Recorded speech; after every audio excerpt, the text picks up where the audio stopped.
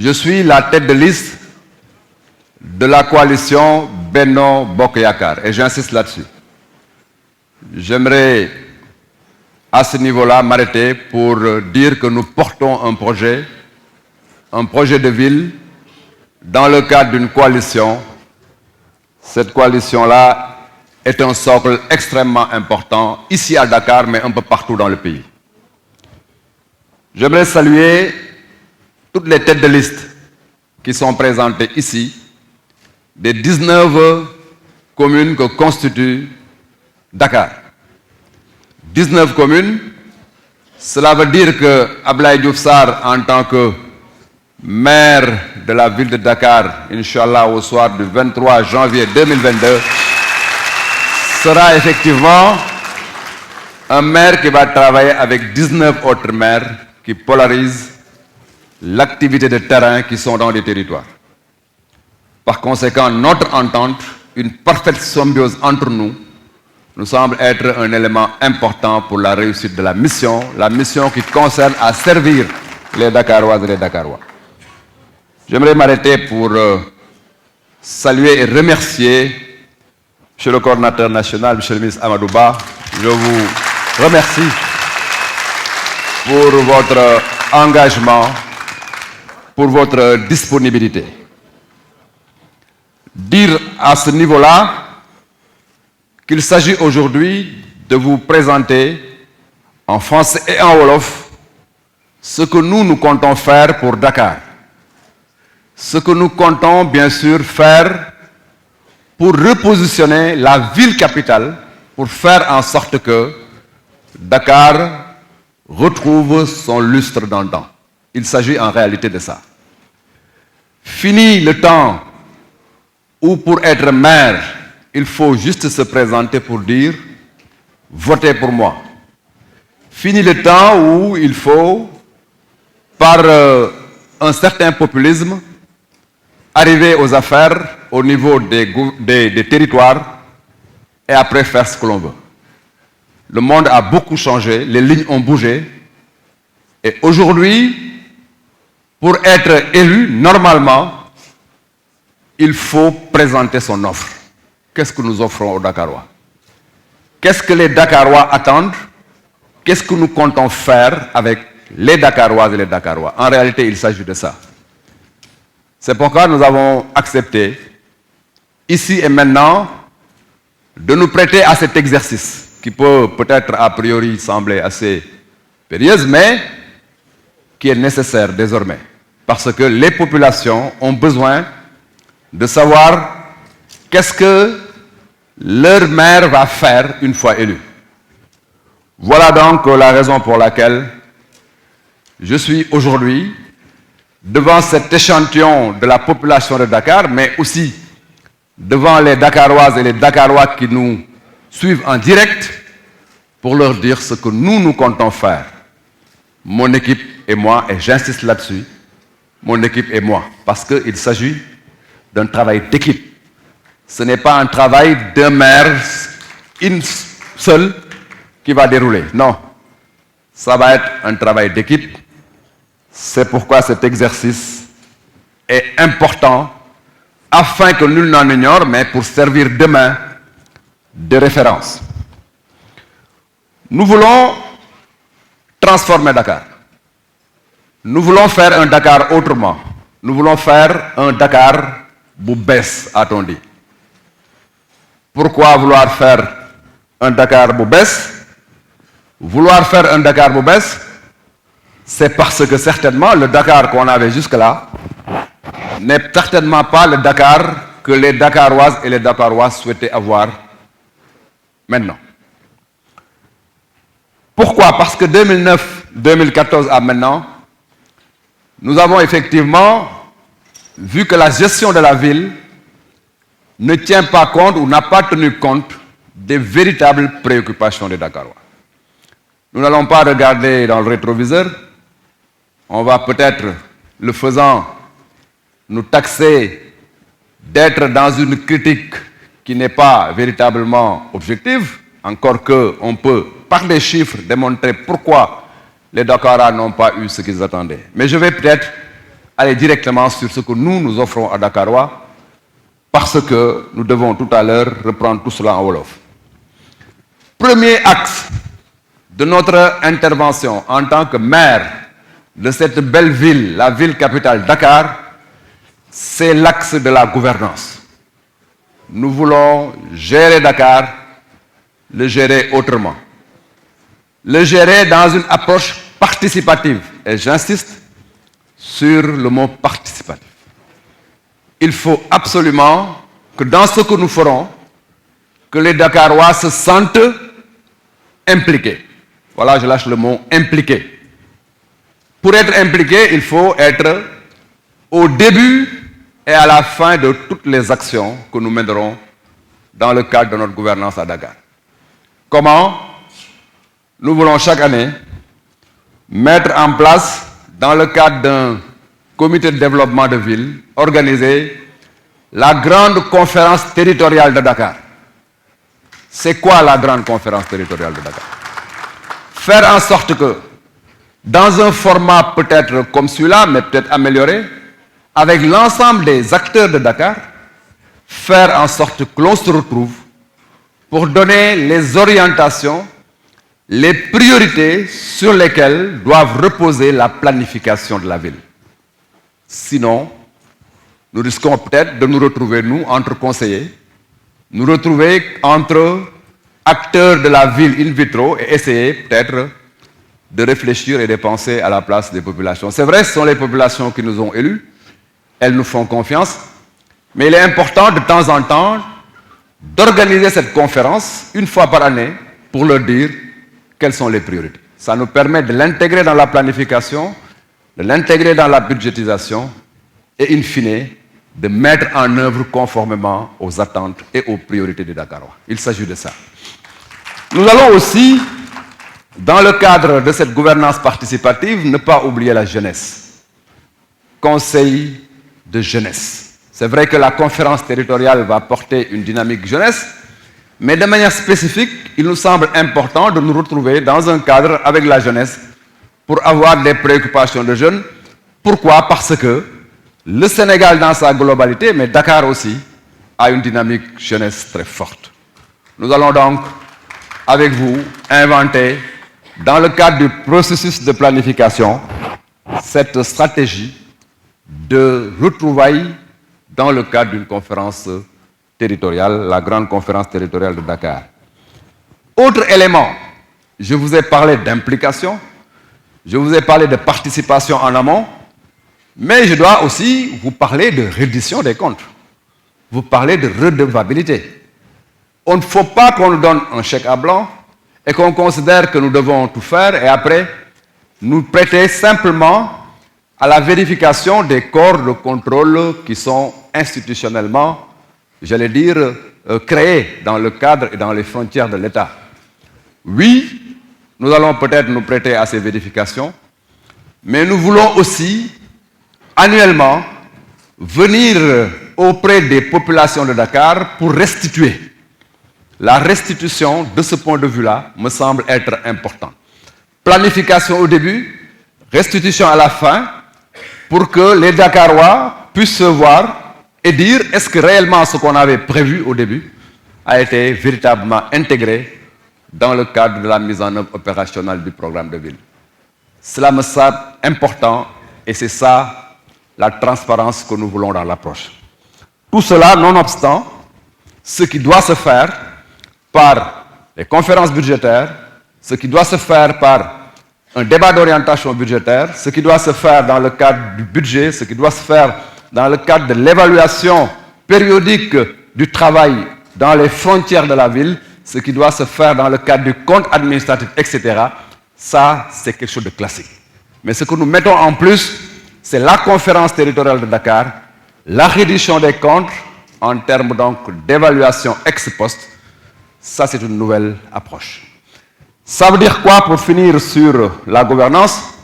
Ça veut dire que nous, l'équipe Benno Bokk Yakaar qui aura la ville de Dakar, va être une équipe qui va développer la culture de l'exemplarité. Nous voulons être exemplaires à tout point de vue. nous devons être transparents avec les Dakaroises et les Dakarois. Et nous vous demandons, sur la base de ce grand principe de transparence dans le cadre de l'efficacité de notre gestion, nous vous demandons de nous faire confiance. Nous vous demandons de nous faire confiance parce que nous allons partir de vous, mais nous allons aussi revenir à vous pour vous dire ce que nous avons fait. Cela nous semble essentiel. Deuxième élément, dans notre programme, c'est que nous voulons que Dakar soit une ville qui développe une économie urbaine qui crée de l'emploi. Pourquoi? Des études que nous avons commandées, parce que nous ne sommes pas réveillés un jour pour, comme ça, dans une réflexion à haute voix, essayer de vous présenter tout cela, nous avons commandé des études pour aller voir en réalité ce qu'attendent les Dakarois de nous. Et la première priorité qui a été décelée, c'est que les jeunes de Dakar veulent être accompagnés pour l'accès à l'emploi. Donc le Dakar que nous allons faire va être un Dakar qui va donner de l'emploi aux jeunes. Le Dakar que nous voulons faire va être un Dakar qui va mettre en place un dispositif de formation et d'accompagnement pour les jeunes Dakarois. Cela nous semble important. Pour cela, il y a lieu d'être dans la même veine que la grande politique du chef de l'État du Xëyu Ndaw ñi. Xëyu Ndaw ñi au Sénégal, mais ici, dans la ville de Dakar que nous allons faire, Xëyu Ndaw Dakar, nous allons ici développer cela. Le Dakar que nous ferons, toujours dans l'économie urbaine, va être un Dakar qui va créer un écosystème favorable aux affaires. Nous allons peut-être, dans les échanges, y revenir de la manière la plus précise, mais notez simplement que Dakar sera une ville qui va promouvoir un développement économique durable. Ça ne va pas être une ville politicienne, mais une ville acteur et qui crée de la croissance. Autre aspect, dans l'étude que nous avons faite, une étude qui nous permet de déterminer les priorités, les Dakarois nous ont dit que la dimension sécurité est une priorité importante, que la sécurité est la priorité, l'une des priorités les plus importantes.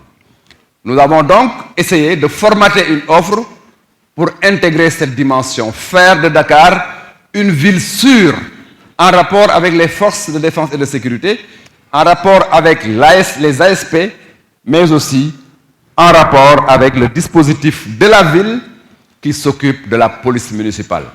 Les quartiers sûrs, mettre en place au niveau des quartiers un dispositif de veille pour assurer la sécurité des Dakaroises et des Dakarois. Nous avons une offre précise là-dessus et de ce point de vue-là, votre ville ne sera pas une ville indifférente. Votre ville sera une ville qui va se préoccuper de voir est-ce qu'il y a de la sécurité dans vos quartiers. Votre ville va se préoccuper de tout ce qui se passe dans les quartiers, en rapport avec les délégués de quartier, en rapport avec les Badianougor, en rapport avec les commissariats de proximité, en rapport avec toutes les populations. Donc la sécurité sera au centre du projet de ville que nous vous proposons. Autre élément important, deuxième priorité donc sécurité, mais les Dakarois nous ont dit aussi que le Dakar désordonné, le Dakar de l'encombrement, le Dakar de l'ensablement des rues, le Dakar sans pavé, ce Dakar-là, ils n'en veulent plus. Ils m'ont dit qu'ils veulent un Dakar où il fait bon vivre, un Dakar avec un cadre de vie attrayant, un Dakar charmant. Voilà effectivement, si je peux m'exprimer ainsi. Ce Dakar charmant, ce Dakar qui attire, ce Dakar positionné comme étant une capitale moderne, c'est ce Dakar que je me suis engagé, moi, avec l'équipe qui m'accompagne, à offrir aux Dakarois, et c'est possible. C'est possible si on fait le projet phare qui s'appelle Dakar Trottoir Zéro Sable, avec un pavage intégral des trottoirs de Dakar. Il ne faut pas qu'on nous dise que ce n'est pas possible, c'est très possible si nous en développons et si on en a l'ambition. Un Dakar zéro encombrement, zéro épave. Avec bien sûr la relance de Bessoup Settle, nous n'allons pas effectivement, nous au niveau de Dakar, être les derniers. Nous voulons être les premiers. Parce que Dakar, c'est la ville capitale, c'est la capitale du Sénégal. Il faut que, au bout de quelques années de notre gouvernance, qu'on soit dans les 2 premières capitales africaines les plus propres. Dakar propre, c'est possible. Et je suis sûr qu'avec l'étude que nous avons effectivement commandée, cette priorité est une priorité très importante. Nous allons donc faire de Dakar une belle capitale. Avec des jardins de quartier. Aujourd'hui, malheureusement, les familles n'ont plus où, j'allais dire, sortir pour un peu s'épanouir avec les enfants. Il n'y a plus de jardins de quartier. Nous voulons nous réinventer des espaces de vie dans les quartiers de Dakar et c'est possible. C'est possible si on utilise les ressources de manière optimale. C'est possible si on comprend les préoccupations de Dakar. Ces quartiers sûrs, mais ces quartiers avec un cadre de vie épanouissant, nous allons effectivement au niveau de Dakar réaliser cela. Le cadre de vie, c'est important. Mais une autre priorité dégagée, c'est le sport et la culture.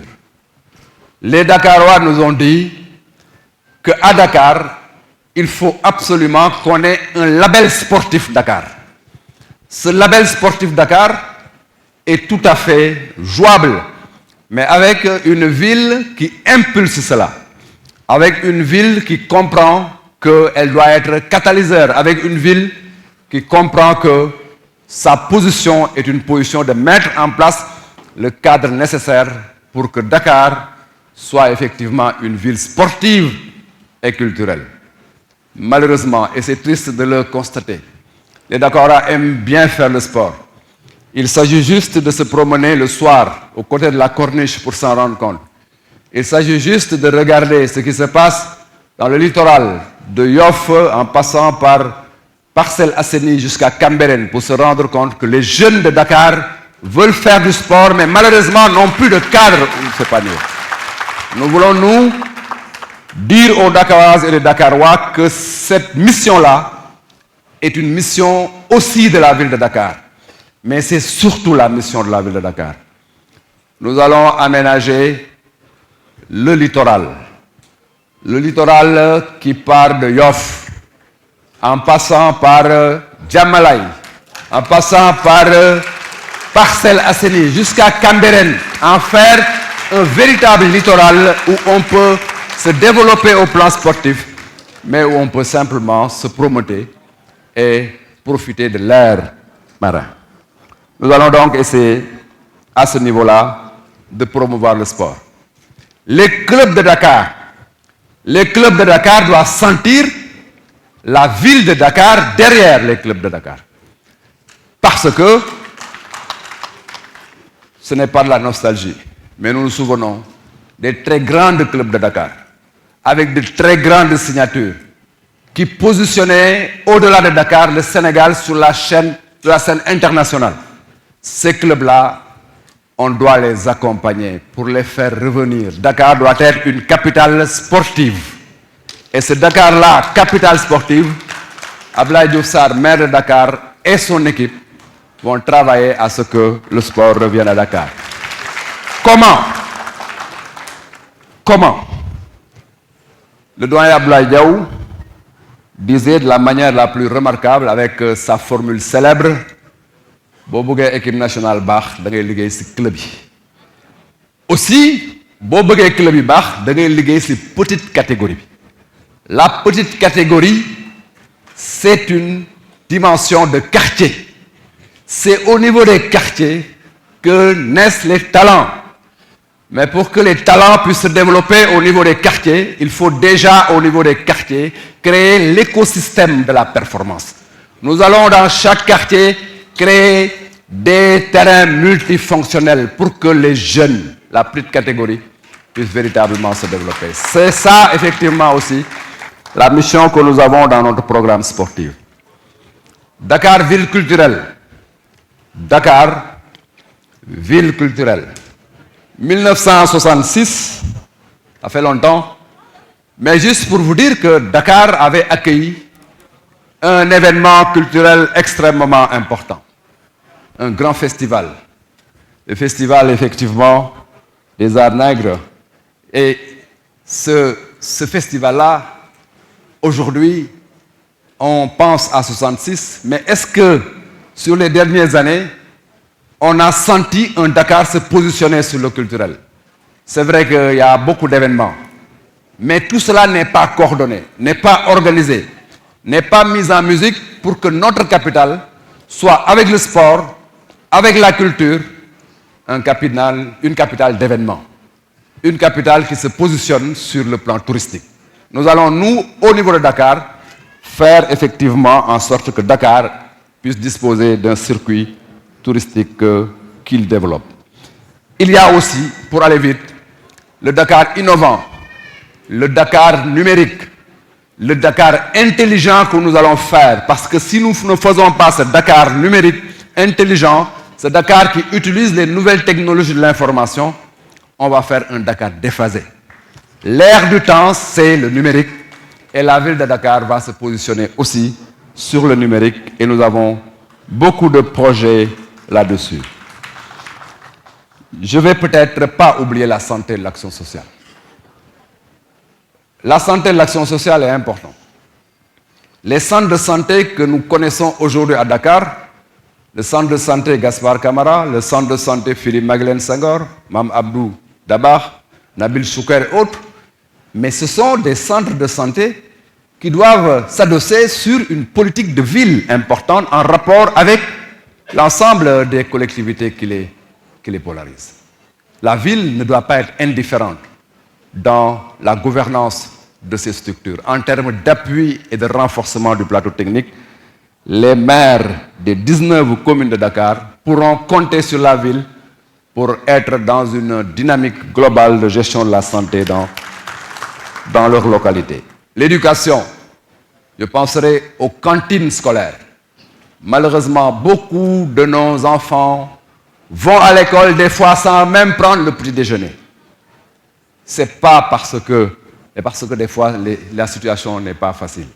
La ville doit être dans une dynamique de ville parent d'élèves.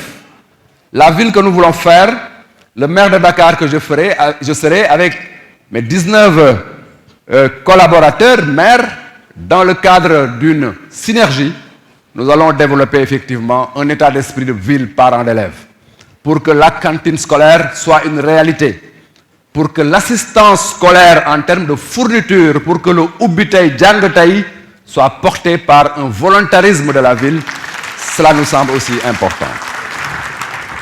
Nous avons effectivement abordé la question de l'éducation. On nous demande d'aller vite. Je vais donc terminer cette partie en français avec la gouvernance financière de la ville. Parce que on peut me dire, et le dire sous cap, mais tout ce qui est prévu d'être fait, nous avons juste traversé les éléments, mais les éléments de fond sont dans le programme qu'on vous distribuera après. On peut me dire, mais avec quelles ressources vous ferez tout cela? Mais bien sûr, avec les ressources de la ville. Mais bien sûr, avec déjà la rationalisation de l'existant. Il faut déjà, dans l'existant, rationaliser et orienter les ressources vers les priorités que je viens d'indiquer. Nous ne sommes pas dans une analyse de ce qui a déjà fait en termes de gestion financière. Une autre occasion et d'autres débats pourront nous permettre de le faire. Mais ce que je peux vous dire ici et maintenant, c'est que dans la ressource existante au niveau de la ville, il est possible d'aller rechercher beaucoup d'argent dans la rationalisation déjà de ce qui est en train de se faire. Autre aspect, il nous faut la ressource innovante. La ressource innovante, c'est utiliser la coopération décentralisée, mais utiliser aussi le financement innovant pour aller capturer au niveau des marchés financiers de quoi financer le développement de la ville. C'est possible. C'est possible quand la ville est en cohérence avec l'État central. Ce n'est pas possible quand la ville se positionne comme un opposant d'un régime actuel. En ce moment-là, ce n'est pas possible. Gérer une collectivité locale, ce n'est pas s'opposer. Gérer la collectivité locale, ce n'est pas combattre un régime. Gérer une collectivité locale, c'est comprendre les préoccupations des Dakaroises et des Dakarois et orienter les ressources vers effectivement ces préoccupations. J'ai été peut-être pas exhaustif, mais j'ai essayé de vous présenter la quintessence de mon offre programmatique, moi-même et mon équipe. Beaucoup d'éléments peuvent être approfondis dans le détail. Nous allons donc faire en sorte que le document vous soit communiqué pour que vous puissiez porter ce message à toutes les familles de Dakar. Nous n'allons pas, nous, dans Benno Bokk Yakaar, verser dans le populisme. Nous n'allons pas effectivement surfer sur des problématiques qui sont des problématiques de buzz national. Nous allons adresser les vraies préoccupations des Dakaroises et des Dakarois, qui sont des préoccupations de proximité pour leur apporter une solution. C'est sur cela qu'on nous attend. Donc, je vais vous remercier. Je remercie les populations de Dakar. Je remercie toutes les Dakaroises et les Dakarois. Je remercie les Dakaroises et les Dakarois qui sont ici présents dans la salle. Mais j'aimerais aussi et surtout remercier mes partenaires qui sont là, parce que j'ai beau avoir toute la volonté du monde, les territoires sont gérés par 19 maires qui sont dans les collectivités territoriales et je vais être en cohérence avec eux pour faire en sorte que ma ville, votre ville Dakar, soit une ville de référence dans le concert des villes du monde. Je vous remercie.